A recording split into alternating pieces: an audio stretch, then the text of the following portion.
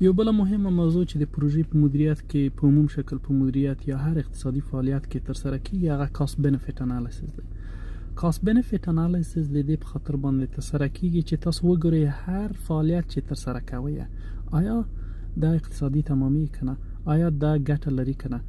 د نورو فعالیتونو په مقایسه باندې د څومره فایدمند تمامېږي. مثلا تاسو غواړئ چې دوه پروژې په یو وخت کې عملي کړئ، د دوی لپاره کاست بنفیټ انالیسیس کړئ یا د ګټو او